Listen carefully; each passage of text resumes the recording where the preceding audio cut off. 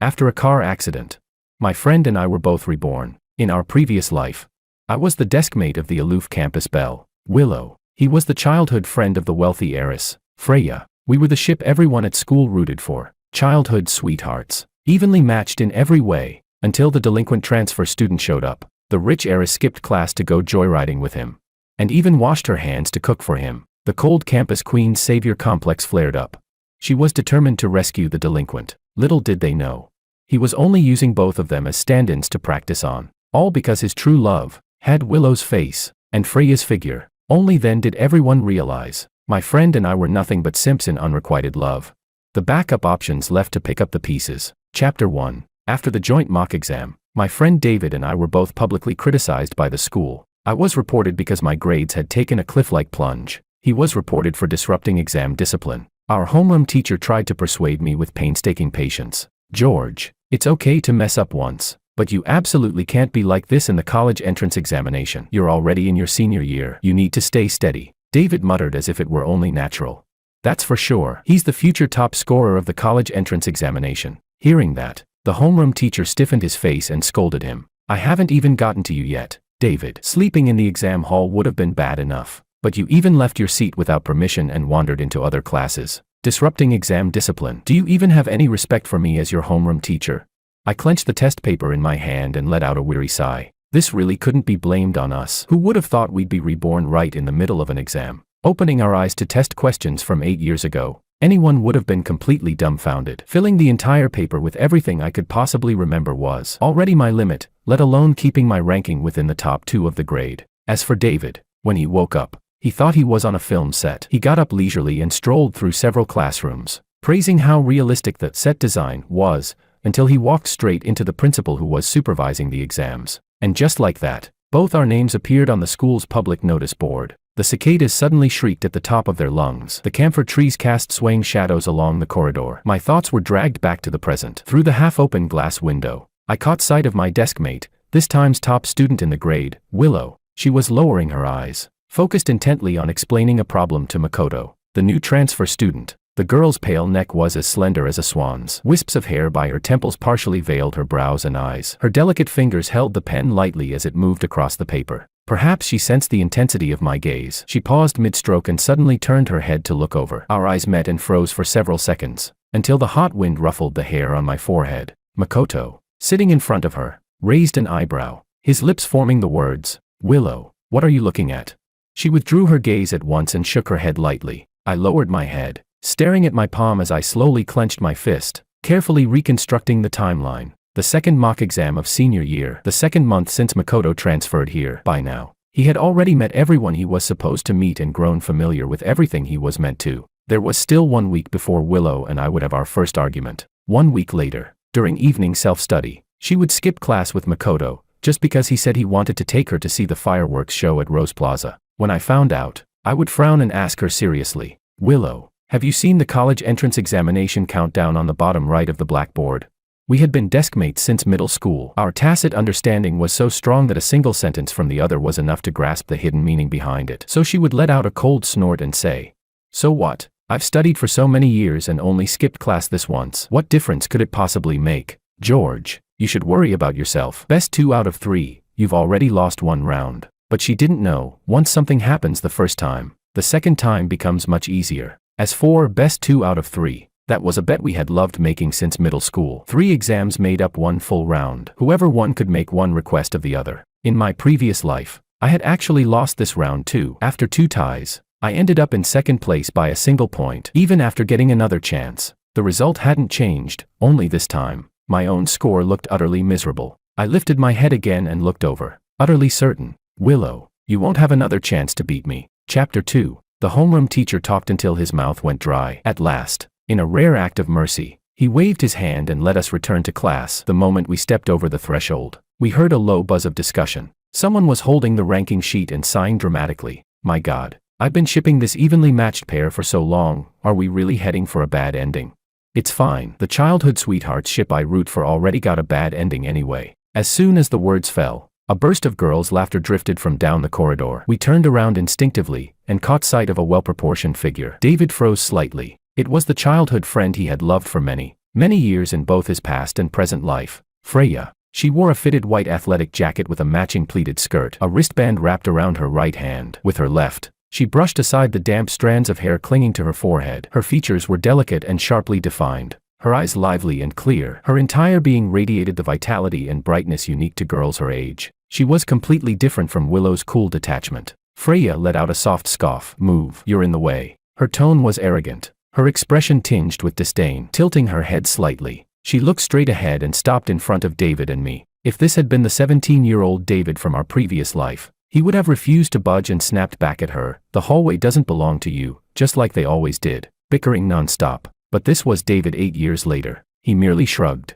calm and composed, and stepped half a pace to the right, leaving space for her to pass. Her figure gradually receded down the corridor. The earlier whispers dropped even lower. "See, that bad ending is completely final." There was another reason they said that. A week ago, Makoto had skipped class with Freya. Something happened outside campus. Makoto got into a conflict with some people, and in the chaos, Freya was struck and injured near her brow bone. When she returned home, facing her parents' concern, she casually said she had just fallen. David couldn't hold it in and told her parents the truth, that she had skipped class. He didn't reveal the specific details, but it was enough for her parents to start keeping her under strict supervision, escorting her to and from school every day. That very night, Freya smashed the teacup David had given her right in front of him and demanded indignantly, "Did I ask you to meddle? Stop pretending to be a good guy. You think I don't know? It's because I skipped class with Makoto that you couldn't wait to tell my parents." "David, do you think I don't know what you're thinking? It's disgusting, absolutely nauseating." I think I will always remember the way David looked then, utterly devastated,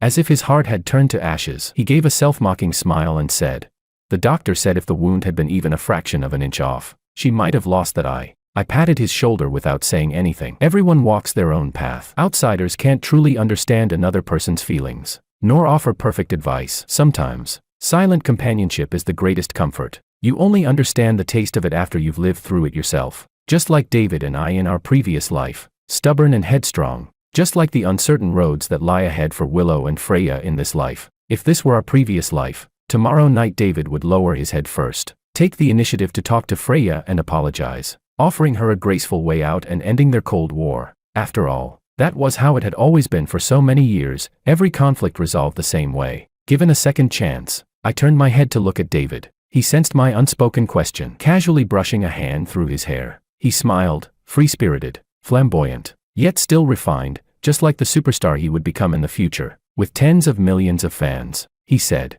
"What's that saying again? Be a real man, not a simp." Chapter 3. In order to make up for the coursework I had forgotten as quickly as possible, I entered a state of shutting out everything beyond my studies, burying myself completely in textbooks and exam papers. Occasionally, I would spare some time to tutor David when he came to ask questions. He would speak with visible frustration, even if it might already be too late. "I still want to try. Otherwise in the future I'll get roasted on shows for my terrible grades back in school. That's a permanent stain on my life." I felt like crying but couldn't. My gaze drifted to the upper right corner of the test paper I had folded neatly. That exam would likely become the biggest academic stain of this second chance at life. Freya happened to pass by on her way to get water and let out a mocking laugh. "Hey, you've been mediocre for years. Now you suddenly decide to work hard. Isn't that a bit pretentious?" The hand I was using to draw a diagram paused. Before I could even look up, I heard David chuckle. "Some people are willing to stay in the trash heap their whole lives. I'm not." I smiled as well. "That's right. Even after my cliff-like drop from a mistake, my score is still better than certain people's." In truth, Freya's grades weren't bad. They just weren't at the very top of the pyramid. In our previous life, she had gotten into university through her status as an art specialty student. At the peak of his popularity, David had even registered their marriage publicly and made an official announcement. Fortunately, his acting skills were solid, his professional ability unquestionable, and he had no bad habits. Combined with their childhood friend's background, he barely withstood the massive loss of fans and the overwhelming wave of criticism during that time. Unfortunately, just as the David heartbeat ship fandom began to grow larger and larger, news of Freya entering a hotel late at night with Makoto shot straight to #1 on the trending searches. The affection of youth had ultimately turned into strangers passing by. Faced with my added jab, Freya rolled her eyes. "Oh really? Then why are you falling further and further behind, Willow?"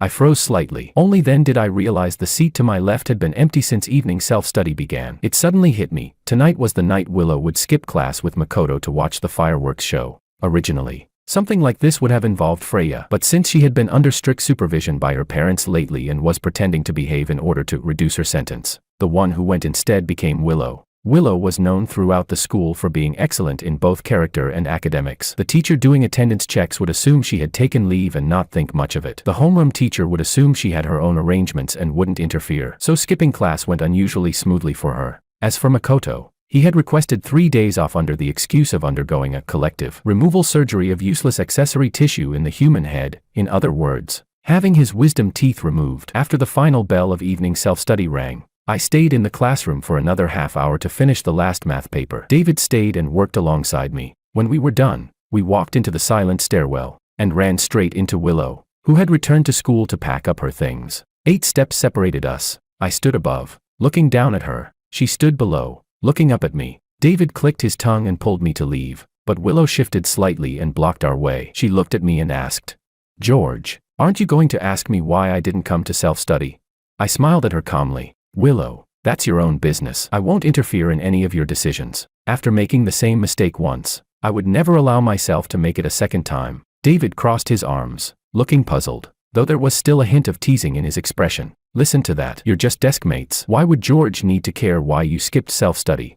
Desk mates, a word innocent on the surface, yet filled with endless possibilities. It could mean 10,000 different things, or absolutely nothing at all. Chapter 4. But a distance even more ambiguous than desk mates is actually sitting in front of and behind each other. For example, Makoto and Freya. Unlike the restrained and modest way he acted when asking Willow questions, Makoto's daily interactions with Freya were full of playful teasing. At first, he used his pen to hook the end of Freya's ponytail from behind. She shook her head in annoyance, but he only became more deliberate in provoking her. Later, the two of them started playing a game of you draw, I guess. Makoto would use his pen to write characters on Freya's back for her to guess. She would turn around, pretending to be angry. "Makoto, you're cheating. It's obviously T, not that other character."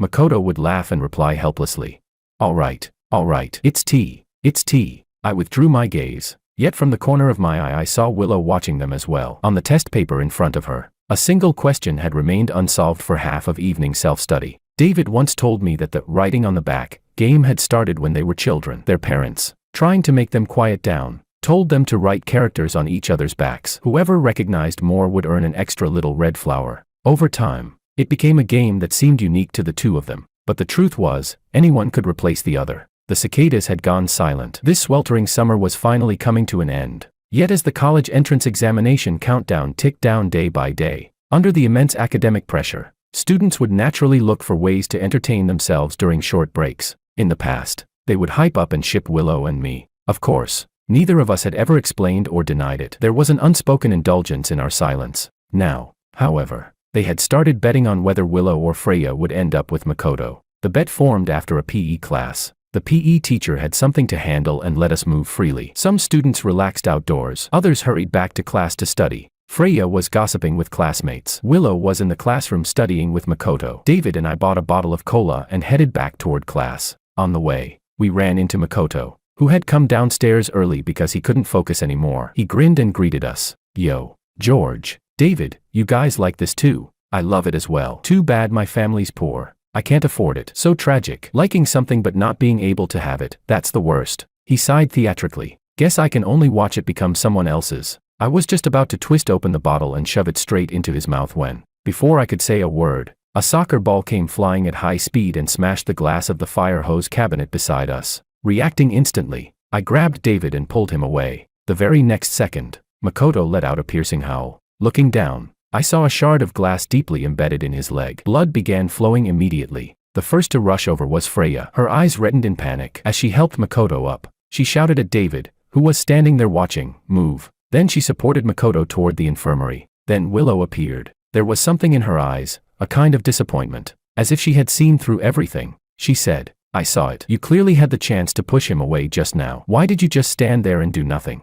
I clenched my hand, which had also been cut by the glass, and smiled at her. "Willow, whether he gets hurt or not, what does that have to do with me? Whether I help him or not, what does that have to do with you?"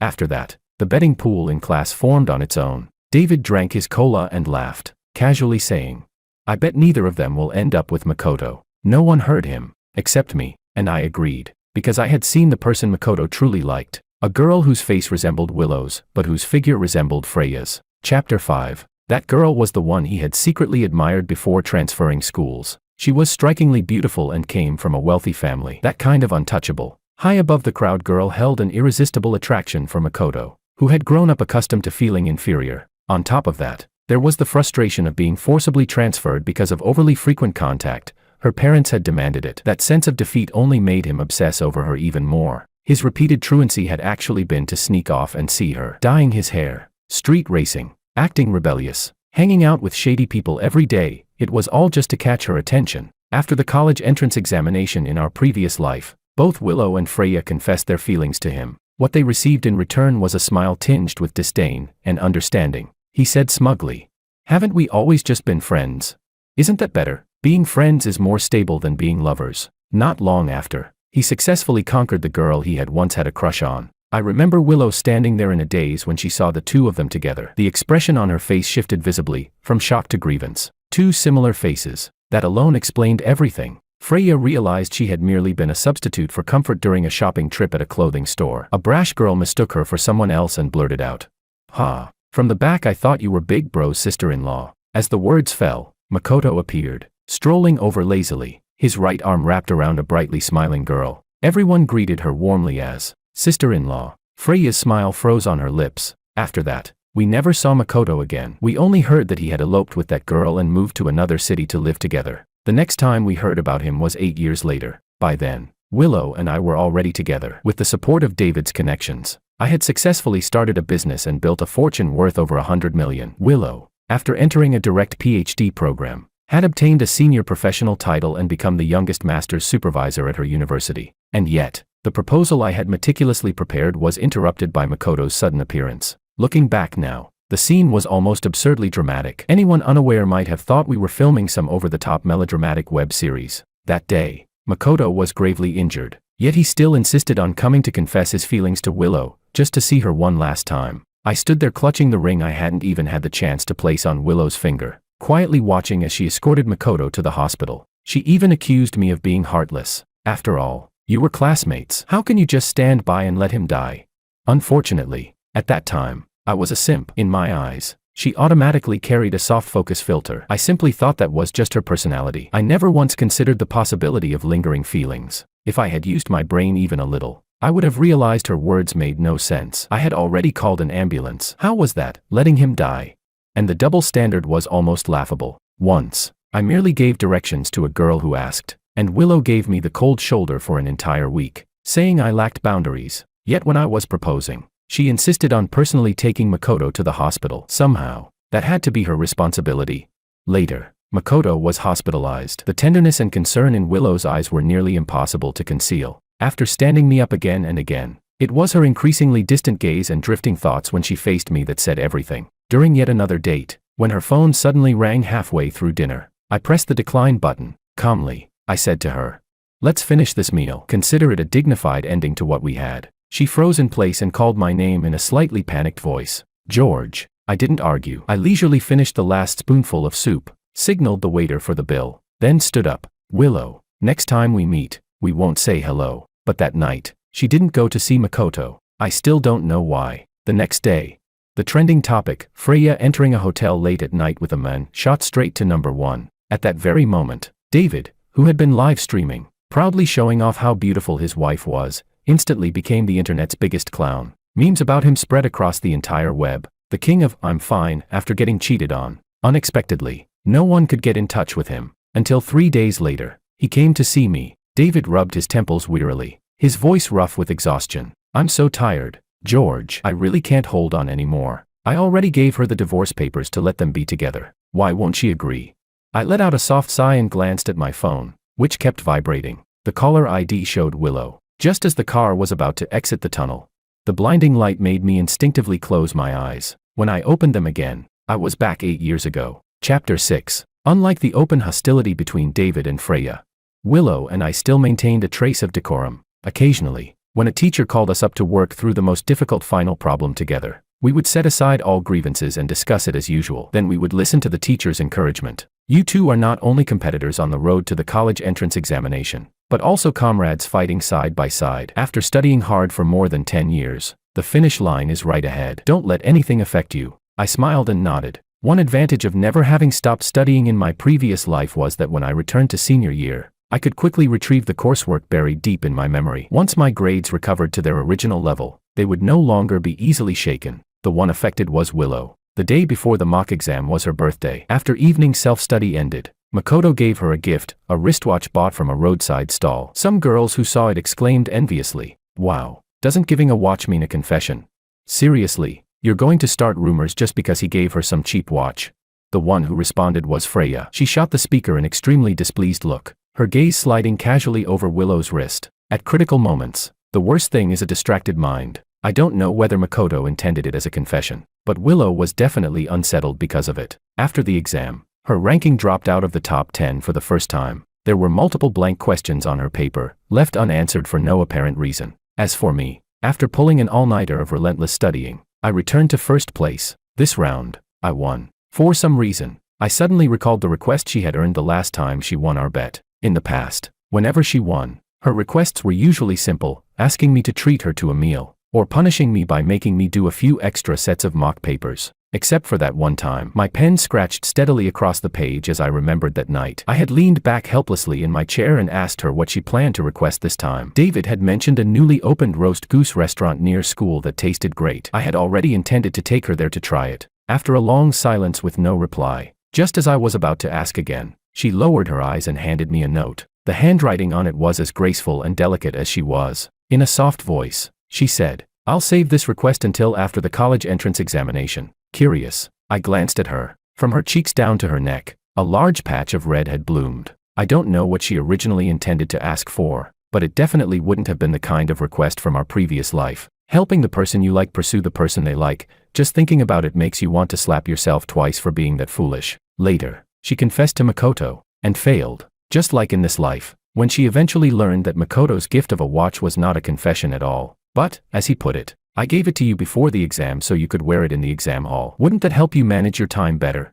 He smiled in that careless yet faintly helpless way. "But I didn't expect your grades to drop this time." After a pause, he added jokingly, "Willow, you're not going to blame it on the watch I gave you, are you?" Of course she wouldn't, but this time, the ones publicly criticized by the school and summoned by the homeroom teacher were her and Freya. She, for her abnormal drop in grades, and Freya, because of Makoto. Chapter 7. It started with a group fight. On one side were students in school uniforms, on the other were idle troublemakers from society, and in the crowd, Freya spotted Makoto. In the chaotic alley, Makoto was shielding a tear-streaked girl behind him, fighting against several men armed with various tools. Coincidentally, Freya's recent effort to behave had begun to show results. Seeing that she had stopped skipping class, her parents had suspended the mandatory pickups and drop-offs, only requiring her to return home on time. Freya had courage. The moment she saw Makoto, she ran toward him without hesitation and ended up taking hits alongside him. It wasn't until someone called the police that both sides scattered in all directions. Before leaving, the other group brandished a baseball bat and pointed it around menacingly. The ringleader, full of hostility, spat out, "Makoto, I won't let this go." Freya wiped the grime off her face and asked Makoto anxiously whether he was hurt. He smiled and shook his head, explaining that he had happened to run into a girl he once acknowledged as his sworn younger sister, Sophia. 3 days later, Freya received a public disciplinary notice because of the incident. The homeroom teacher called both Freya and Willow into the hallway and lectured them earnestly. "One mistake isn't a big deal, but you absolutely cannot make mistakes in the college entrance examination. Willow, I've always trusted you. This one doesn't count. Don't let it affect your mindset. As long as you stay steady, you can absolutely compete for this year's top scorer in the college entrance examination." Willow lowered her eyes in silence. Freya, however, spoke in a light tone, half acting cute, half coaxing. "All right, teacher. Then this time doesn't count for me either. Okay, I won't let it affect my mindset. I'll definitely perform well in the college entrance examination." The homeroom teacher frowned, his tone turning stern. "Whether Makoto studies or not, I don't care anymore. I've already given up on him. But you're different with your grades. If you put in effort, you can get into a good university. If you keep hanging around Makoto, you'll regret it sooner or later. The exam is almost here. If this continues, I really will have to call your parents." Freya pouted and argued back.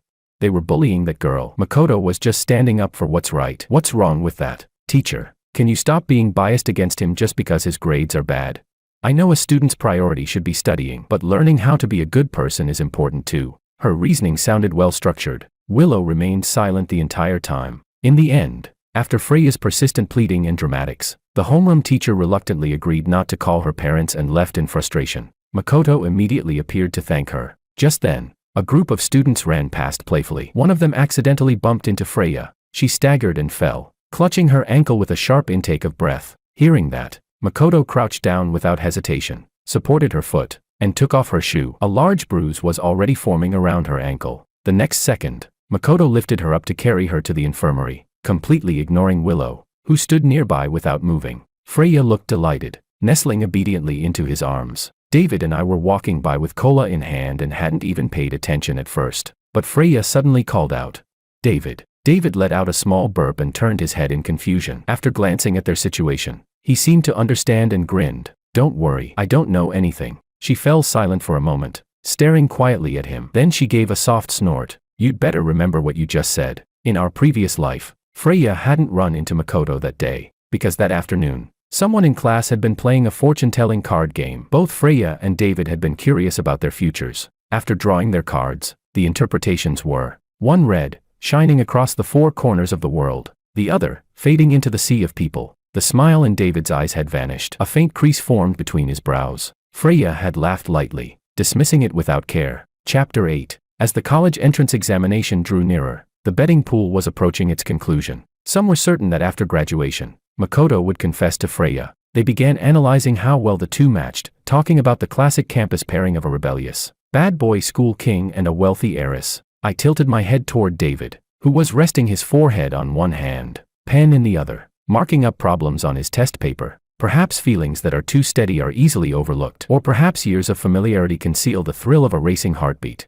And so, Freya's attention gradually shifted to Makoto, the one who could sweet-talk her and bring her excitement. Of course, others believed the combination of a cool, domineering school king and an aloof campus queen was just as common. For example, Willow. To be honest, I never quite understood how Willow began to like Makoto. In the beginning, she had openly disapproved of students like him who neglected their studies. Makoto didn't care at all. Instead, he started asking her questions, seeking her guidance with apparent humility. Unlike me, after every discussion, Willow and I would simply exchange a calm smile. Makoto, however, would prepare little surprises and small gifts for her each time. Gradually, she grew accustomed to being around him. One evening during self-study, there was a brief power outage. In the darkness, I heard a startled cry and a muffled grunt. A few seconds later, when the lights came back on, I saw Willow sprawled on top of Makoto. Makoto helped her up. Willow lowered her head, biting her lip as she apologized. Her cheeks flushed in embarrassment. I returned to solving the final challenge problem the teacher had assigned.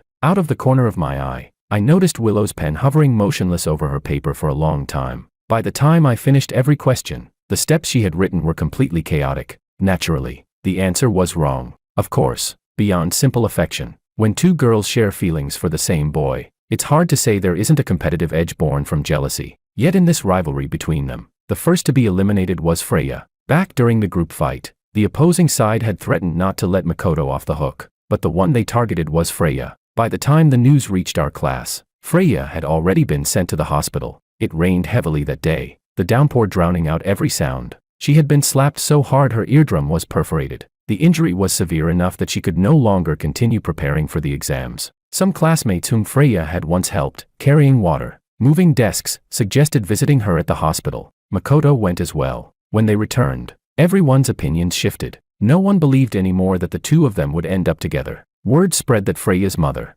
having learned about the earlier fight, had confronted Makoto in the hospital. His response was shameless. With a careless grin, he said, "You're talking to the wrong person. Your daughter came to me on her own. How is that my fault? I wasn't the one who bullied her. What does it have to do with me? I just came as a classmate out of goodwill to visit. Why are you trying to pin this on me?"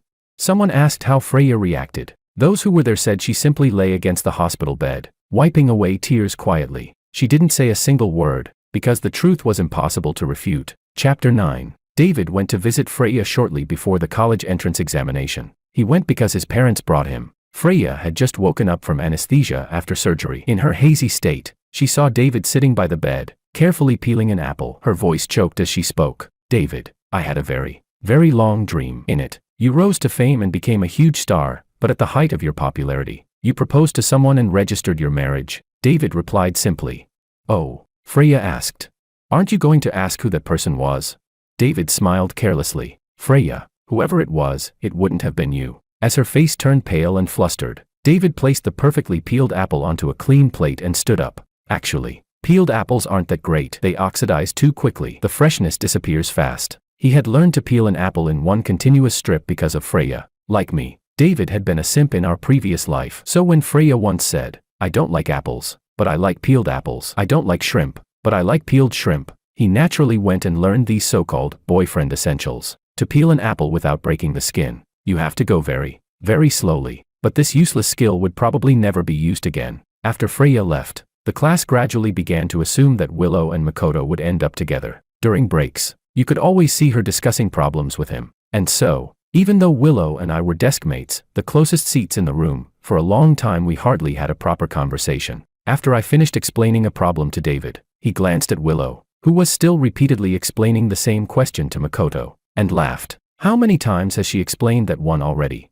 Some people would rather think they didn't explain it clearly enough than admit the other person wasn't listening at all. My pen paused. I looked at Makoto, who was spinning his pen absent-mindedly, and recalled something from a few days ago. When I passed by an internet cafe, I saw Makoto, who in our previous life should have been lying in a hospital bed, standing outside with the girl he had once shielded during the fight. They seemed to be arguing. In the end, the girl slapped him and stormed off. After that, Makoto began entering and leaving school together with Willow. My last conversation with Willow happened after the final mock exam in our best 2 out of 3 bet. As expected, I won. On the eve of the college entrance examination, the classroom was empty. Willow and I stood side by side in the corridor, looking at the sports field bathed in sunset. Light flowed over us as she tilted her head and asked, Go on, what's your request? On the track below, boys and girls in school uniforms ran in the fading light. I turned to look into her eyes and asked, Willow, do you remember the request you said you'd save until after the college entrance examination? She met my gaze and nodded. I pursed my lips slightly. My request is simple. Never say the request you saved. She looked up at me, her expression complicated. The next second, Makoto suddenly appeared and called out, Willow, let's go. I'll take you for a ride around the back hill. I watched her back as she left, then turned and walked in the opposite direction. The trajectory of this life had already changed. I don't know what request she would have saved until after the exam this time, but whatever it was, I didn't want to hear it again. In our previous life, after winning that bet, the request I made of her was to apply to University C together. It had always been our shared goal since the day we met, though at the time, there had also been an element of gamble in it. One weekend afternoon before that, someone played Those Bygone Years over the school broadcast station, sparking a wave of discussion about the plot. When the conversation turned to the male lead giving up a 13-point final question for the female lead, the class argued endlessly. The boys said, What kind of top-tier simp would throw away his future for a girl? Many of the girls countered, He probably couldn't solve it anyway. He was just pretending to be devoted. Willow, however, looked wistful as she said, I think the fact that he quietly sacrificed something just to be together, that in itself is romantic, isn't it? One boy scoffed. I don't think sacrificing your future for someone else is right, and I definitely don't think it's romantic just because a man sacrifices for a woman. In mainstream stories, men are always put in the position of the sacrificer, as if the world is being told that sacrifice is a man's natural duty. But why? Why is it always the man who gives things up? Why can't it be the woman sacrificing for the man? Willow argued back. I never said girls can't give. Sacrifice should be mutual. If it were someone I liked, I'd be willing to do the same. Hearing that, I hesitated. Back then, I was genuinely worried she might leave a question blank for Makoto, so I made that request with a 1% hope in my heart. Fortunately, she fulfilled it. Given a second chance, Those Bygone Years played once more. Only then did I realize that the reason she hadn't left any questions blank in our previous life might not have been because of our agreement at all. Because in this life, without my request, she still carefully completed every single question, and achieved the same score as before. The regret was this. She proved herself with her score, but expressed her feelings with her choice of university applications. Chapter 10. I found out that Willow had changed her university applications at the graduation party. I was accepting congratulations from classmates on one side, while consoling a sighing David on the other. Aside from Freya, who hadn't been able to take the college entrance examination, no one's scores had changed. I was still the top scorer of the college entrance examination, 1 point ahead of Willow. David held his score sheet, identical to the one from our previous life, and shuffled over with a long face. All that effort for nothing. I really thought being reborn would let me make a comeback. I smiled helplessly. If it worked like that, wouldn't every repeat test taker end up in a top university? You hadn't touched a book for 8 years and came straight back to senior year. The fact that you matched your previous score is already impressive. Before I finished speaking, a wave of cheering erupted. Everyone was teasing Willow and Makoto. Now that we were no longer students, people no longer bothered hiding their suggestive glances. Someone raised a glass toward them with a grin. Should I wish you both a bright future, or a happy marriage? Willow lowered her head. Cheeks flushed. Makoto paused briefly, then waved his hands for everyone to stop talking nonsense. But students fresh out of the college entrance examination are fueled by limitless enthusiasm. The atmosphere in the private room had reached a peak. People began chanting for the two of them to get together. Amid the cheers, Willow lifted her head and said shyly, "Makoto, I heard University B has a freshman entrance challenge, and couples have a higher winning rate. Should we participate together?" The implication was subtle. The room fell silent for a split second, then erupted into gasps and screams. Even David couldn't help blurting out in disbelief, "Holy hell, does that mean she gave up her guaranteed spot at University C and downgraded her application to University B?" Before I could respond, the door to the private room was suddenly pushed open. A group of people crowded in, surrounding a woman. It was Makoto's sworn younger sister, Sophia, the one whose face resembled Willow's and whose figure resembled Freya's. The men at the front said awkwardly, "Makoto, we really couldn't stop her." Everyone froze. The class monitor stepped forward to ask what they wanted. The woman ignored him completely and walked straight up to Makoto. Smack. Another slap landed across his face. "Makoto, is this how you take responsibility for me? Looking for a side chick behind my back? Who is she?" When she raised her hand to strike again, Makoto quickly grabbed her wrist, forcing a placating smile onto his face. "Wife, it's a misunderstanding. Let's go back and talk." She snorted and turned her face away. "Who's your wife?" Makoto grinned and turned to his friends. "You guys tell me, who's my wife?" They answered in unison, "Sophia." Then they chorused, "Hello, sister-in-law." Makoto pushed Willow away when she instinctively tried to grab his sleeve. He gently rubbed the hand Sophia had used to slap him. "Did that hurt your hand? Wife, don't be mad." "Okay, how would I dare? It's all a misunderstanding. Isn't having you enough for me?" A collective gasp rippled through the room. Sophia kept a tight expression, then lightly kicked him. Makoto wrapped an arm around her and turned back to the room sheepishly. "Sorry, everyone. Seems like there's been a misunderstanding. This is my girlfriend." David burst out laughing. Leaning close, he whispered to me, "If one person's illusion is a misunderstanding, what about a whole crowd's illusion?"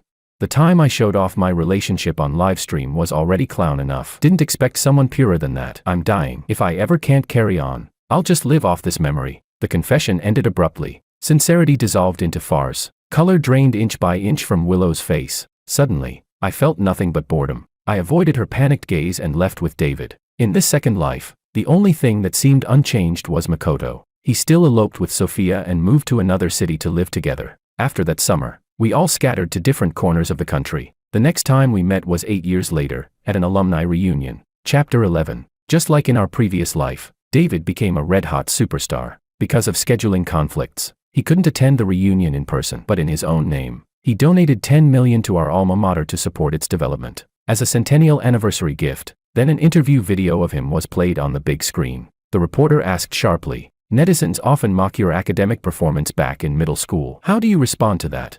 David smiled easily and looked straight into the camera with confidence. "My best friend once told me that we have to allow for the fact that some people's talents simply aren't in academics. But what's important is this: no matter what your talent is, if you waste it for too long, even heaven will take it back." For example, Willow. Hearing that name again felt like something from another lifetime. Our homeroom teacher sighed to me with deep regret. If I had paid a little more attention back then, maybe none of this would have happened. You'd never think that girl was such a hopeless romantic. I heard that after being played by Makoto and missing out on University C, she was depressed for a long time. Then one winter, she got into a car accident. After waking up, she seemed suddenly clear-headed and decided to repeat the final year and retake the college entrance examination. But repeating a year is like being reborn. Rebirth doesn't guarantee a comeback. Repeating doesn't guarantee redemption. Between cause and effect, there is both inevitability and coincidence. When even one factor shifts, the result may not repeat itself. And besides, her transformation had been so abrupt that she was likely reborn too, but the time left to her was already limited.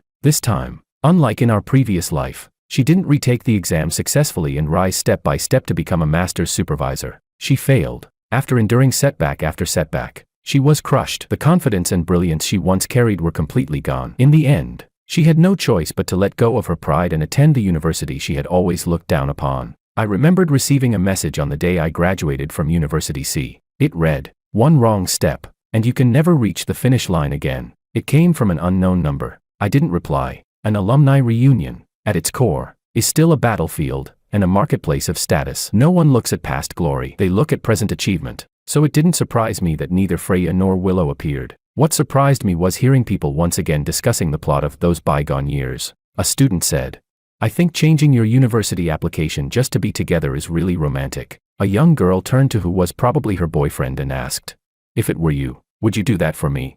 He paused, then countered, "What about you? Would you do it for me?" I stopped walking and turned to face them. Smiling gently, I said, "Your future and your love life are never inherently in conflict. If you truly like someone, you shouldn't give up your prospects. You should hold on to every opportunity even tighter. After all, people's hearts change easily. You need to become strong enough that they have no better option, and you do. Only then can you keep the initiative in your own hands, don't you think?" When I stepped out of the school gates, I saw that a long silent group chat had suddenly come back to life. Someone suggested taking the opportunity to organize a class reunion. Everyone agreed. Coincidentally, the venue was the same private room where we had held our graduation party. As luck would have it, David had just finished promoting his new drama and rushed back in time. As the superstar whose posters covered the entire city, he became the center of attention the moment he appeared. Some female classmates asked for autographs. Others wanted photos. David smiled and obliged them all, until Freya, who arrived late, walked up to him and said softly, "Long time no see." Chapter 12. 8 years is a long time. In fact, David's parents never moved. It was just that after the college entrance examination, he entered the film and television industry by chance. He shot to fame overnight, and his schedule became so packed that he rarely had time to come back. Even when he returned home to visit his parents, he would leave in a hurry. So all these years, he hadn't seen Freya again, though he had heard about her situation from his parents. After the perforated eardrum incident, her hearing was permanently damaged. After graduation, she faced repeated discrimination when looking for work. In the end, she could only return to her hometown and take an ordinary job just to make ends meet. I remembered her figure on stage in our previous life, singing beneath the lights. She hadn't been as dazzling as David, but she had still been admired and respected. Now, the distance between them was so great that even the chance to be entangled again no longer existed. Even if they met, there would be little to say, and that was indeed the case. This time, David had returned to take his parents away. After this, he might never come back again. When the others heard this, they asked in surprise, "Does that mean we'll never see you again?" Freya was the one who answered. She curved her lips slightly and said softly, "How could we not see him? His presence is everywhere in the world." David smiled but said nothing more. I thought, if nothing unexpected happened, this would probably be the end of their story. It was hard to say when they had begun drifting apart. There had been no dramatic push and pull, no solemn farewell, just a sudden realization that the real parting had actually begun many years ago, in an ordinary turn of the body. Someone, always eager to stir things up, laughed and said, "Back then we all thought you two would end up together. Who wouldn't ship childhood sweethearts?" Too bad Makoto transferred in later. At that point, everyone suddenly realized that Makoto wasn't present. My hand paused slightly as I lifted my glass of water. In my memory, the earliest image tied to that name was of the day he first transferred in, timid and insecure. To mask his unease, he kept his distance from everyone, awkwardly doodling on his desk. Whenever he failed an exam, he would return to school the next day with bruises on his face. Yet he still didn't dare ask the teacher questions. He would just clutch his failing paper and quietly wipe away tears in the classroom. So I had spoken up kindly. "Hey, man, if you don't understand something, just ask me. I'll teach you." Later, someone rushed in to say David had gotten into a conflict with someone. I put down my pen and called out, "Willow, do me a favor, help the new student with this problem." She turned at the sound of her name. Makoto looked up. The memory cut off. Someone tilted their head and asked curiously, "You guys don't know. After he eloped with that girl, they had no financial support. He didn't work much either, just drifted around. Not long after, that girl cheated on him. In a moment of rage, he hit her, and she miscarried. Then her parents showed up with dozens of people. They broke his leg and blinded one of his eyes. The same ending as in our previous life." At this point, mentioning Willow was inevitable, because Makoto had gone to see her, and she had only said coldly, "So what if we were classmates? What does that have to do with me?" I set down my glass. Amid the waves of sighs and murmurs, I turned to look at the woman who had sat silently in the corner the entire time. Just like the first day of middle school, when we entered the classroom and chose our own seats, I had glanced once and seen the quiet girl sitting by the window. Chapter 13. Compared to the deep bond between David and Freya, childhood sweethearts whose parents were neighbors, the connection between Willow and me as deskmates was, in truth, rather shallow. Even the once widely discussed, evenly matched, ship between us stopped being mentioned after she confessed to Makoto. Everyone assumed it had just been harmless fun. No one knew that I had truly liked Willow, liked her enough, in my previous life, to compromise again and again, to trust her so much that I ignored every irregularity and every excuse. After several rounds of drinks, I stepped out onto the terrace to clear my head. That was when Willow walked up beside me. I turned slightly and looked at her face, almost identical to how she had looked 8 years later in our previous life. The only difference was the absence of that former pride and confidence. She said, "We never really had a chance to meet again. Congratulations, President Wong. Your dream came true. Back in middle school, we once discussed our dreams," Willow had said earnestly. "In the future, I want to become a really accomplished teacher, someone who can teach and also research and create new knowledge." After thinking for a moment, I had looked at her and replied, "Then I'll become an ultra-rich CEO. So you'll have all the funding you need to do your research." Later, we both achieved our dreams. I invested in her research projects without calculating the cost. Once, she had hesitated and asked me, "Aren't you worried that the investment might fail and you'll lose everything?" I had answered, "I'm not afraid. As long as you love me, I'll never count as a failure." Thinking about it now, I really was the failure. Memory and reality overlapped. Suddenly, she said quietly, "I'm sorry," so softly that I almost thought I had imagined it. She lifted her eyes to look at me. After a brief silence, she continued, "It sounds ridiculous, but that year when I was in the car accident and almost died on the operating table, it felt like I entered another world. In that world, we went to the same university and ended up together. You became an entrepreneur. Just like in this life, I became a master's supervisor. You even proposed to me. Really? That does sound ridiculous." I cut her off before she could finish. She gave a strained smile, her expression dimming. As I turned to leave, she asked softly, "George, if I hadn't changed my university application back then, do you think we might have ended up together?" "No," I answered without hesitation. She seemed about to say more, but a sudden cheer erupted from inside the private room, cutting her off. We turned toward the noise. The door had opened. Unlike that chaotic night years ago when a group of aggressive troublemakers stormed in, this time a tall, elegant woman stood at the doorway. She was Anna, the investment partner in my new project in South City. She said gently, "I heard President Wong was here attending a class reunion. As his investor, I'll be covering all expenses tonight. I hope everyone has a great time." David, clearly used to such scenes, smiled and teased, "Miss Anna is generous. Aren't you worried about investment failure?"